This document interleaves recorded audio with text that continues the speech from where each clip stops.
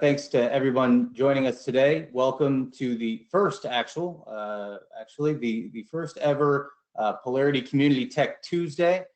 Today we're going to talk about how to remain secure and productive with increased opportunistic threats with our integration partner, very valued integration partner, Flashpoint. Today we'll be covering a few things: the types of opportunistic activities that bad actors are using and proliferating today, what individuals, including the folks on this call and our peers across the industry, should be aware of in order to ensure that they continue to operate safely, how we can maintain productivity given these many distractions, so the influx of opportunistic activity alongside the targeted threats that we've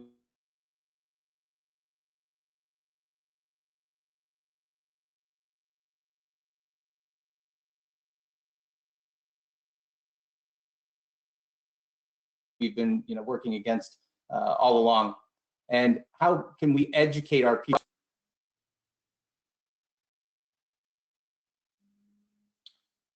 Aaron, maybe you can do a slide change.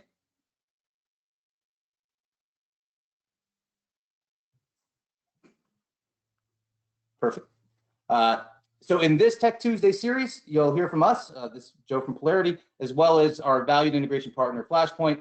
We'll go light on the slideware, but certainly want to share as much as we can upfront with the team here and with our guests. And then we'll transition into a little bit of a demonstration at the end to show you how we can overlay Flashpoint information in using our augmented reality for your desktop.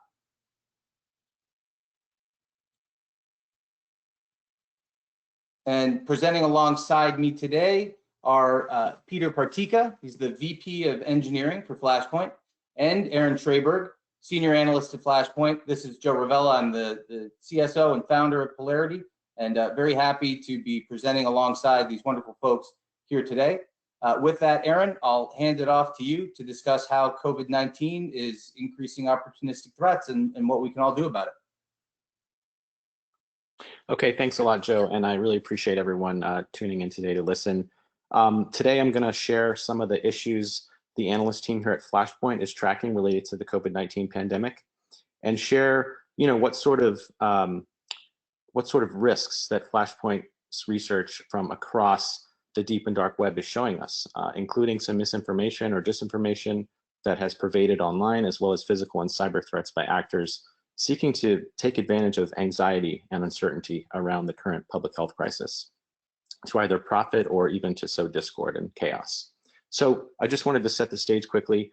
As we've all tracked the COVID-19 crisis over the last few months, the dates around when the first patients were discovered has changed multiple times. At this point, there's research to suggest that this disease was infecting patients in China as early as November of 2019. And this is based on studies analyzing the spread around the Huanan market located in Wuhan, China, which, as you can see on the map on the left-hand side, is located basically in the hinterlands of China. It's a city of about 11 million people. The origins of the virus have not yet been established conclusively, although it has been established that this was not engineered. The reason I mention this here is because, as many of us may know, a lot of misinformation is swirling around the disease's spread and its origin, including narratives like it was brought to China by the US military. And this is really clouding an already quite opaque information environment in China. And so one theme of today's presentation, and I think a risk vector to consider moving forward, is just this general misinformation and disinformation and how that's affecting our view of China and the world globally. So just to give you a sense of the timeline, as I said, first cases emerged sometime in late 2019. On December 31, China informed the WHO of this flu virus that was resistant to typical treatment and prevention. And then over 5 weeks later, from when WHO declared a health emergency, there was a pandemic declared on March 11th. So Flashpoint's been tracking this very closely. We have several working reports on our platform, including what's called an analyst knowledge page and other literature that you can consume, both in the FP tools and on our public-facing website, such as the form of blog posts. Yeah, so in terms of misinformation, as I referenced earlier, there's been an ever-growing flow of different types of narratives many of us, I think, will linger with us until the crisis is over. You know, misinformation has really spilled over into otherwise official channels, or I should say informal channels of diplomatic discourse, such as the Chinese diplomat's tweet on the far left, which actually sources an article from a website that has a history of spreading misinformation. It basically reiterates this idea that the virus originated in the US and eventually spread in China.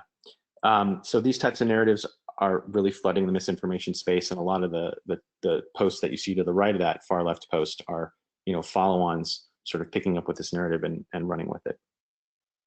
So parallel to this disinformation campaign, which really in essence tries to establish that there is no objective truth, you know, China has also been engaging in a positive campaign touting its own handling of the virus, and also the fact that it's shipping various equipments to other countries. So this is an attempt to kind of bolster the image alongside the parallel campaign of just sowing general confusion around what actually is going on. So again, I think this war of narratives will persist as we emerge from the health crisis. And I think if you're a company engaging with or relying on China, you know, you may likely face heightened cybersecurity risks posed by Chinese or Russian or even Russian threat actors, as we've observed these groups responding to misinformation or disinformation campaigns in the past. So just some other additional misinformation narratives to point out: 5G related conspiracy theories. There's misinformation about cures, hydroxychloroquine being one theory that we've, I think, heard about in the major media. New materials on the origins of the virus, also narratives attacking political figures, targeting people like Dr. Fauci or other governors who, you know, some of these extremist groups claim are being too aggressive with their shutdowns. So, you know, obviously with the spread of the virus, we've seen a significant amount of spam and malware campaigns emerging, and we have evidence of lures written in Korean, Vietnamese, English, Italian, common malware payloads, including Emotet and Azeralt. On the far right-hand side, you have an advertisement on a popular dark web forum for a new coronavirus phishing method. And then on the bottom, one strategy or technique that's being used by these threat actors is to try and spoof or typo squat official sounding websites like this HHS redirect in order to bait victims. There's other considerations to make, both in cyberspace and in physical space. We have jihadist groups discussing COVID-19, specifically how to protect against it. Racist and xenophobic content is appearing, including the use of racially charged terms to describe the virus or derogatory information about individuals of Asian descent. We've seen quite a bit of chatter around prepping, alongside rumors about martial law being instituted across the United States. And these have really spread over the last 4 to 6 weeks. The majority of chatter originating within these far-right extremist groups and white supremacist communities focuses on either acquiring or constructing firearms, which sometimes included recommendations that individuals carry out face-to-face weapons deals as opposed to in-store purchases. And that's really in an effort to preserve anonymity. These groups have also suggested that firearms are going to be necessary to protect against looters and rioters that will accompany what some see as the coming breakdown of government and society. So we're also monitoring open source coverage and the DDW of how this crisis may impact brick and mortar workers. We do see chatter among both frontline healthcare workers and also critical infrastructure, the critical infrastructure community around what they're seeing, what they're feeling, evidence of possible fraud or mismanagement of specific types of equipment. So really just to get a sense of what the sentiment is, I think the data sets can be leveraged to understand that. And then we've seen some discussions around threat actors discussing how to bypass automated content moderation tools. And I think that comes into play in terms of misinformation, but also just trying to sort of squeeze certain types of fraud through systems by somehow duping the countermeasures that are in place, specifically the automated ones. So we've also seen quite a bit of advertisements on the dark web marketplaces around phony preventions, treatments, and cures. Just by way of example, here's an early advertisement on the left for 200 capsules to protect yourself from coronavirus. On the right-hand side, there is on the left-hand side, there's an individual advertising that they have COVID-infected blood that they can somehow use to sell to treat this virus, and just a multitude of other types of ads. And I think just based on some preliminary statistics that we've run, the highest incidence of threat or misuse or sale of personal protective equipment or PPE is around the masks, and specifically the N95 masks being sold at sometimes very high prices.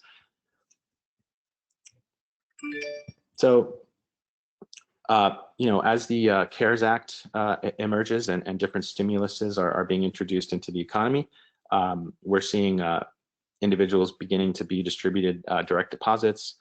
So since that time, we've seen a rise in threat actors discussing fraud methods associated with the stimulus checks. Some examples of which we are displaying here on the slide. Discussions we observed across the DDW include, a non-specific, COVID-19 check method, Trump check method, or stimulus check methods. But we've also seen threat actors advertising the sale of fake financial documents or stolen PII, like Social Security numbers, in order to fraudulently claim other people's checks. We've also seen threat actors seeking to target other funding components of the CARES Act, namely the Paycheck Protection Plan for small businesses. So this program had applicants work through their bank, and some threat actors took advantage of uncertainty around the application process to establish fake sites that purportedly expedite these types of services for small businesses. So something to watch out for there. So we're going to continue to monitor the situation now. As we all know, it's changing by the day, by the week, even by the hour. But already I think we can say, APT activity is continuing. There's some indications of APT groups taking advantage of the COVID crisis and introducing COVID-themed lures. The threats that we normally know are still transpiring. This really hasn't so much slowed other types of fraud so far as I can see. And certainly this has given a clear opportunity for a whole host of threat actor activity around the theme of the virus. So we can expect threat actors to continue to capitalize on this crisis, especially again as all of the different stimuli and other relief comes into play in the economy. Ransomware campaigns do continue. There was some initial thinking and some discussions actually within the DDW communities themselves around the possible slowage of campaigns or perhaps not targeting healthcare facilities, but that doesn't seem to be the case. In terms of cybercrime in general, many of us may have seen markets tanking. This includes the Bitcoin market, highly volatile. It's possible that threat actors who normally deal in cryptocurrency will need to or have a desire to recoup their losses by engaging in more threat behavior. There's more people at home, there's more unemployment, and so I think certainly the attraction of using the internet to make money, both licitly and illicitly, is going to come into play. And then again, with the stimulus bill payouts, fraud will happen. So just anecdotally, on the bottom left-hand side, you already have smishing using stimulus check as a keyword. And then I just wanted to give the group a picture of that volatility of the Bitcoin market. And then the proliferation of COVID-themed phishing sites here on the top right. And so with that, I think I'll close and look forward to any questions, and back over to you, Joe. Yeah, excellent. Thanks, Aaron. And hopefully in the meantime, I'll be made presenter. Let me know if it's not coming through for everybody. But certainly very insightful, and different times that we're living in this day and age. The influx of opportunistic attacks, the multiple narratives that you mentioned, and bad actors just preying on newsworthy headlines, the emotions of people, has certainly created a challenge for a lot of our colleagues. And I know from our mutual customers, we understand that they're sifting through a boatload of data and yet needing to make the highest quality decision that they can at a faster pace. Certainly, tackling a societal challenge like the one that we're facing is going to be multifaceted. But I think the teams both at Flashpoint and Polarity believe that high quality intelligence, high quality data, coupled with awareness of that information is going to put teams far above and beyond those teams that either have bad intelligence, no data, or have, in some cases, high quality data, but they don't have the opportunity or they don't have the awareness to actually act on it. So it's through our combined forces, Polarity and Flashpoints, that we're offering the security community a means of getting out in front of that challenge. And for folks attending today, we prepared a brief demo of the interoperability that currently exists between Flashpoint and Polarity. So just a quick check, hoping that by now someone would have told me if I was not presenting. So I'll move forward under that assumption. So what we have here is just a very simple example. We tend to think within the space that information exists as either bad or benign. But we don't have many great places to put information that may offer us additional value outside of those two generic examples. So just to demonstrate some basic functionality of Polarity, I'm going to take a piece of data, in this case, Flashpoint, as I mentioned on the call, certainly one of our trusted partners, and I want other folks on my team to be aware of this. So with a simple keystroke, I'm actually just going to put that into what we call our collective memory. And then for folks who aren't aware of Polarity, we are augmented reality for your desktop. We offer on-screen overlays of information. Again, putting that into the platform very simply. And then just a generic example, we have an acronym on the screen. I know for a lot of our colleagues across the space, we deal with a little bit of acronym overload, especially new folks joining an organization. So I'm actually going to demystify the acronyms for them. So that they go about their day-to-day work. If they come across a piece of information or a set of information like I have on the screen, they can tap into that information with a simple keystroke. So all I'm going to do is highlight the screen, hit a keyboard combination, and search all that and bring it back in real time. So what you saw now is that I can marry just what I'm looking at on the screen with the data that's contained within what we call our collective memory. That's just more or less a simple application of the platform to set the tone for some more practical use cases that I'll go into in just a moment. So for the time being, I'm just going to clear this screen, and for presentation purposes, we'll launch into something that's probably a little bit closer to home for the folks that are watching this presentation. So if you're not already familiar with the COVID-19 Cyber Threat Coalition, it's a forum that's been established to help share indicators. Obviously, some of this stuff is shared and protected. This data is, in particular, is TLP green, so I'm sharing it under the context of betterment of the industry. Hopefully, these things end up providing some value to your institution. At the same time, we wanted to show how we can marry some publicly available threat information with the high-value commercial information that is being shared by partners of ours like Flashpoint. So I have just become aware of some information. I may take these indicators, create some firewall rules, create some detection rules, make sure that we haven't had historic interactions with any of these indicators before. But one way I can start to leverage and marry this public information with the commercial is, again, to use that same capability that I showed you a moment ago, where we force the lookup. In this case, we just looked up all these indicators with a simple keystroke against multiple data sources, but the one that we want to show today is the actual Flashpoint integration. So the Flashpoint integration has been highlighted in red here, letting me know that Flashpoint has additional information about the indicators on the screen. This is what we call our details block. I'm sorry, our summary block, but I can break out into our details block and get more information.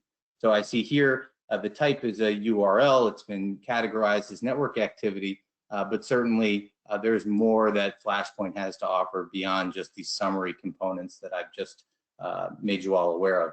I can drill in to this particular indicator, and what you'll see is the other indicators that are associated with this particular URL. In particular, a slew of additional hashes that, as you recall, may not have been shared associated with this post.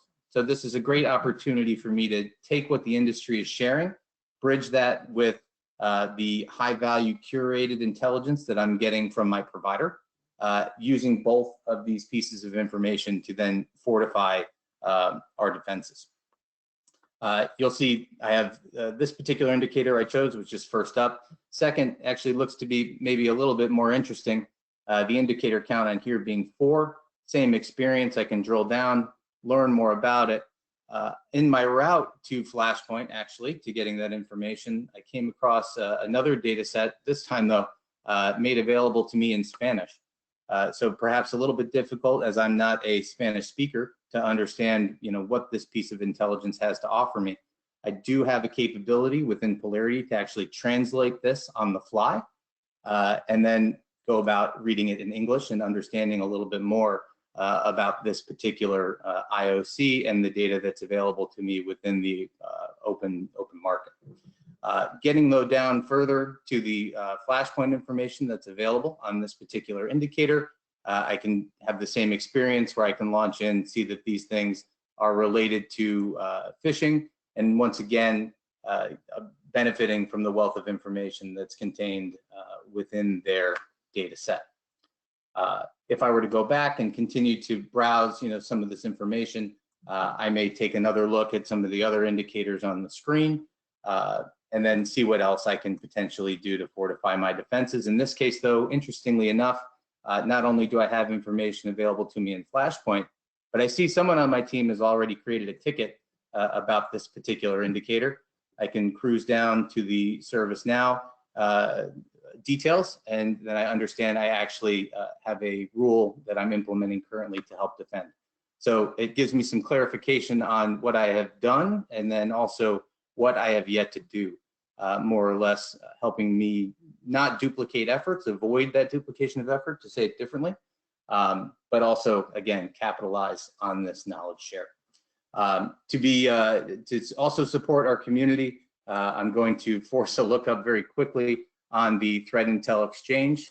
Very proud to be a participant in this community. They're doing a fantastic job. If you yourself are looking to participate, you can go to cyberthreatcoalition.org. As you'll see my annotations here, awesome community of analysts. If you have any questions, you can also ping me directly. So this is all examples. You'll see I've been forcing more or less the lookups using what we call our on-demand feature. To cruise into our next mode, I'm just going to reload the Polarity window for presentation purposes. And I'm going to transition into what we call our stream overlay mode.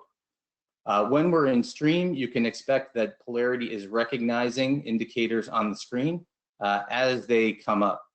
So you'll see we have numerous indicators, Forbes.com, probably not malicious, but others like CDC.gov are getting overlaid. I'm not going to spend a lot of time on this particular feature, but it is certainly something that serves its purpose for incident responders, in some cases threat analysts. One of our earliest features that we brought to market. But what we will spend more time on during this quick demo is our HeadsUp display feature set. So just minimizing this for a moment, and as many folks on the call may do, you may be investigating certain types of campaigns and phishing attempts against your institution. So here's one that we received to our good company. So targeted user received this at company.com. Of course, it's sent from a very trusted sender, but something here has been flagged by our detection mechanisms requiring some allow for kind of automated extraction of indicators. I've just dumped out the headers into a Word file, and this is where I would do some native analysis. As I'm going through the headers, what I can expect when I'm in this mode is that Polarity is going to be highlighting indicators for me on the screen. And when I mouse over the indicator, I then can consume information from various sources. In this case, Flashpoint has some information available for me about this particular indicator. Again, just as earlier, I can drill down directly into this particular post or this particular report or this thread that's available within Flashpoint, and I can learn much more about what's going on. Now here we have the Flashpoint UI, giving us additional information. I think what's very valuable to understand here is that it's being leveraged in drive-by attack compromises, which is pretty much consistent with the phishing email that I'm investigating, the other indicators associated with this, also the CVEs that are potentially being exploited via the drive-by. Again, I can drive down into Flashpoint and get additional information on this CVE as well.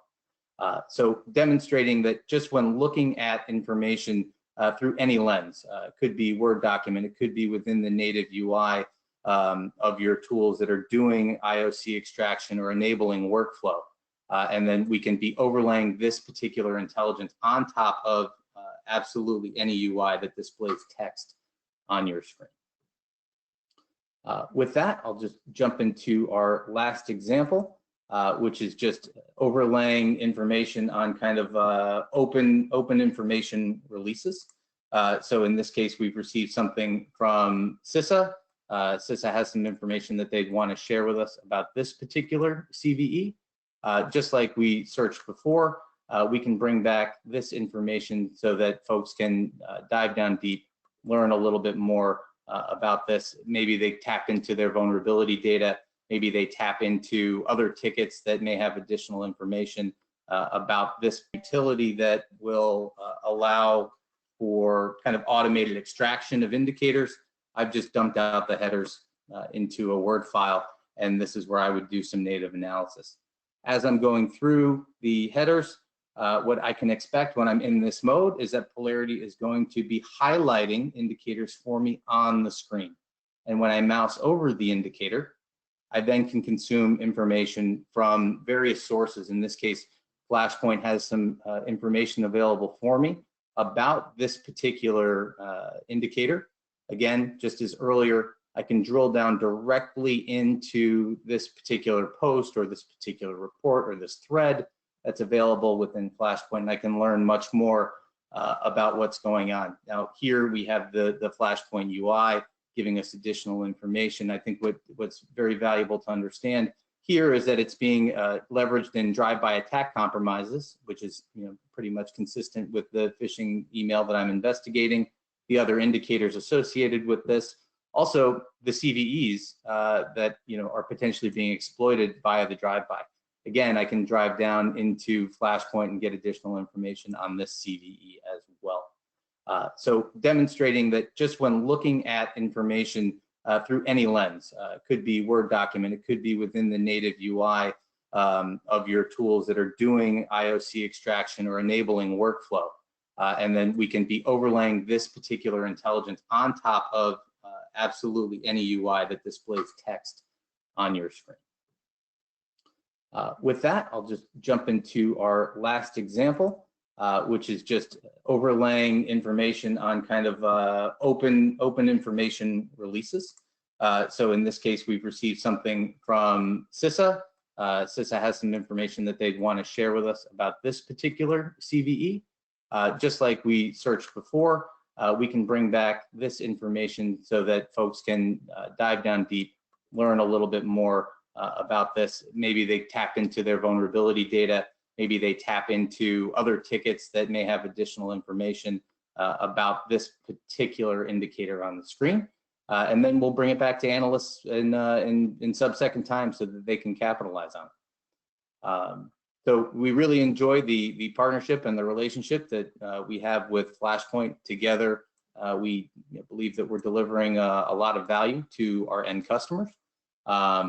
And at this point, having demoed the platform and having heard Aaron's insightful comments, I'd love to take any questions that the group may have.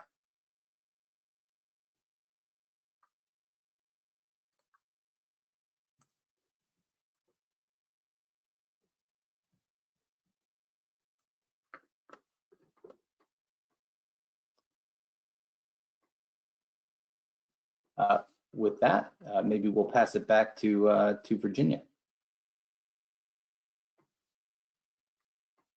Thank you, and thank you for that presentation. That was great. If you have any questions, please feel free to put them in the questions tab. I see a couple coming in. Question how does one get involved with the coalition? Yeah, that's a great question. I think I put the URL up on the screen earlier, but if not, we can share that one more time. Bear with me while I get my bearings again. So the Cyber Threat Coalition, you can go to www.cyberthreatcoalition.org. I believe you'll be able to sign up there for the community Slack, as well as subscribe to the Alien Vault OTX groups, where indicators are actively being shared in both validated and unvalidated form.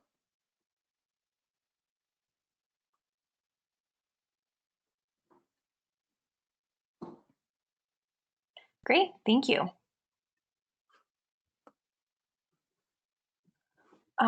Question here as well. Can I assume that integrations with Polarity like Flashpoint are REST API based? That is a good assumption. Most of the integrations that we develop are querying a REST API. In the case of Flashpoint, it is a RESTful API that we are hitting. We do also have the capability of integrating via ODBC connections in addition to API calls. Perfect, thank you. All right, and we have another question. How do the integrations work? Can anyone write them? The framework for integrations is completely open. We have about 100 integrations that we've published, all of which have been open sourced. Customers can fork those integrations to accommodate their environment in any way, shape, or form that they wish. In addition, we offer developer training so that customers can very much develop those internal integrations that they may wish to connect to internal proprietary data sets.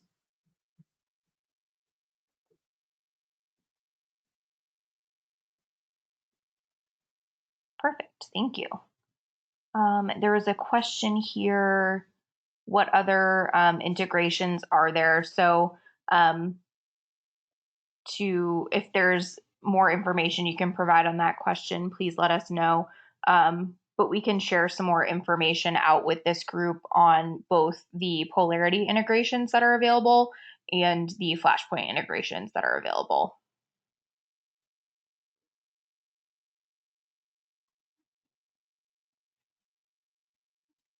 Great, and we'll wait just one more minute to see if anybody else has any additional questions, so feel free to put those in the chat.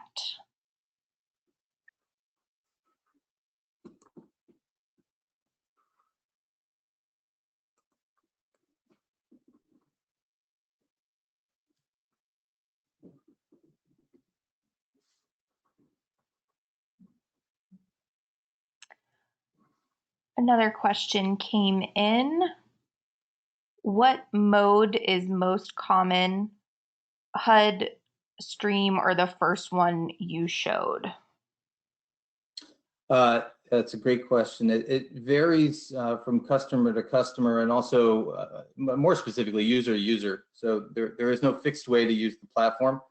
If you're consuming, high value information like the data that we're conveying from a Flashpoint, most users have us configured in a heads-up display mode so that the indicators that are on the screen aren't missed. If you're working with vast amount of data on the screen at any given moment, so you can envision a sea of IP addresses, a sea of CVEs, a sea of hashes, then the preferred mode might be what we call our on-demand mode, which allows you to more so selectively query the things that you have specific interest in, versus using the platform's capability to auto look up all of those indicators and bring it into our overlay window. It really depends on what type of work you're doing, and what your preferences are. But by and large, most of our customers are using the heads-up display functions.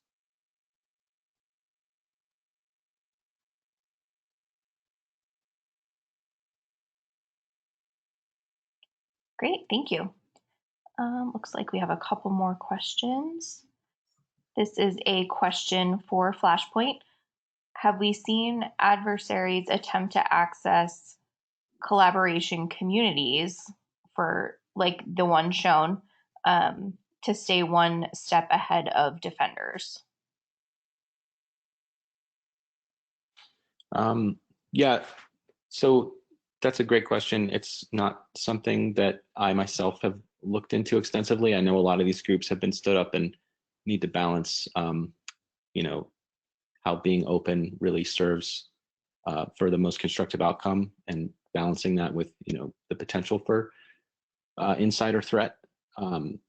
I can't give you an example of that right now, but I would not say that that's not on the minds of some, especially probably more, you know, threat actors with a higher tolerance for risk, because that is obviously a very risky thing to do, but perhaps the payoff is great. So I would definitely consider it a possibility, especially right now when we're in really the peak of this crisis.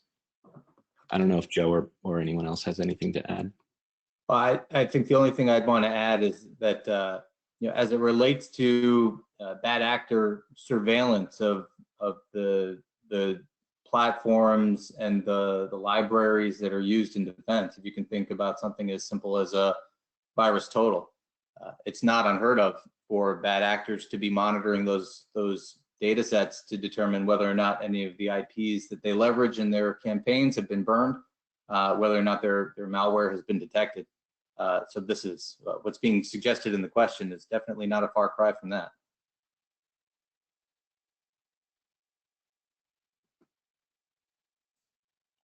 Great, thank you. But Aaron, I agree with you 100%.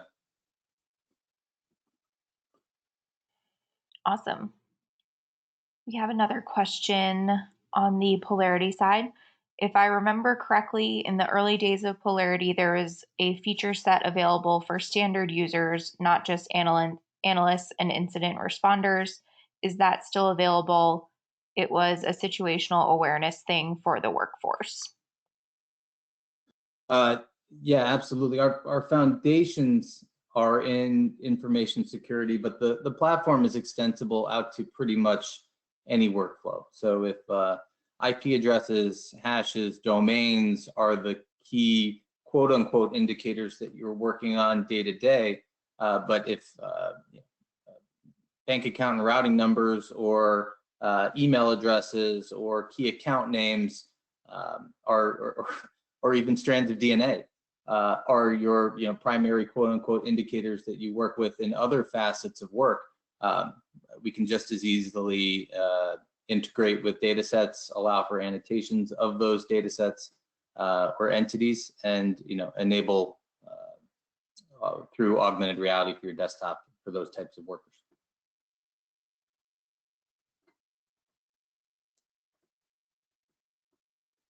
Great. I think we have one more question, and I believe this is posed to Polarity as well. What would you say are the most popular integrations that your team sees? That's a great question. Without looking at the data, I'd have to say that it's situational. Sometimes, if we release something new, it gets a lot of attention. But the integrations that tend to be most popular are going to be the ones that our customers get the most value out of the data. So if you think about who the leaders are, in their relative spaces and who's giving you high quality information, those are going to be the integrations that stay popular and continue to be consistently used. Flashpoint is a key example of that. But certainly there's also some open source integrations that our customers are using. Some things as simple as ARIN lookups, MaxMind lookups just for GeoIP. Our virus total integration tends to be pretty popular, and URL scan, which I had actually enabled during this presentation, is also very popular for certain classes of analysts. But again, it's really about the quality of the data that delivers the value. which is why we like to have sessions like this that highlight, that high quality data.